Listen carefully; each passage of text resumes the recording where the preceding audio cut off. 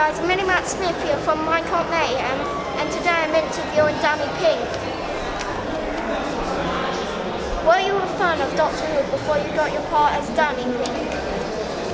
For my sins, I wasn't. I had never really watched this. Well, I kind of grew up in a bit of a void for the time of Doctor Who. We had a few repeats, and then by the time it came back on TV, I was a young student working at the same time. So no, I became a fan when I read the first script, actually. What was it like working with Peter Capaldi and Jenna Coleman? Yeah, incredible. I had already had the pleasure of working with Jenna back in 2008. We did Emmerdale together, and I was a fan of Peter's, so that was always extra special to go and be able to work with someone you appreciate. What was your favourite episode of Series 8 and why? Strangely enough, the one where I died. It was bittersweet, but I mean, I think that episode had a bit of everything, and it brought the whole season to a beautiful conclusion. What was the scariest monster you faced in Doctor Who? The Doctor? No, I'm joking.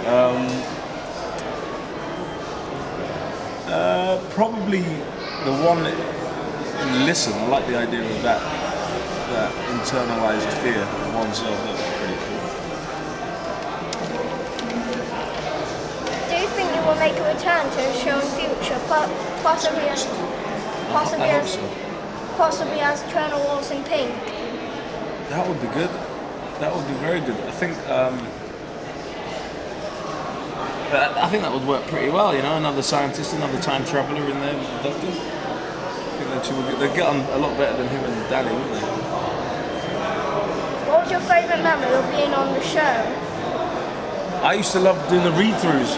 Every month we get the new script, and it was like being a kid getting a new comic. You tear your script open and find out what's going to happen in the next edition of Doctor Who. It became a thing. I used to dress up a bit like you for the read-throughs, shirt and tie, waistcoat. Was it cool to be a Cyberman? Yeah, it was brilliant. Just a week before, we were in the Doctor Who experience next to the studio down in Cardiff, and I was with my sisters and my mum and dad, and my dad had just gone onto this elaborate rant about how they're the best bad guys of all time, and how he was terrified of them as a kid. And then a week later, I found out I was going to be playing one of them. It was good. I couldn't wait for him to find out, but I couldn't tell him for months. Is there any person in history who would like to travel back in the TARDIS to meet? Yeah, some of those old jazz musicians in the 40s and the 50s. I'm a big fan. I don't know if you can hear it. You can hear the music. That was mine. Dizzy Gillespie. Are you looking forward to seeing Series 9? Can't wait. 19th of September.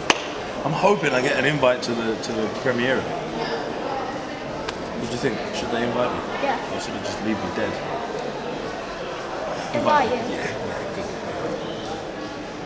Do you have any funny moments that you can share with us that happened on the set of Doctor Who?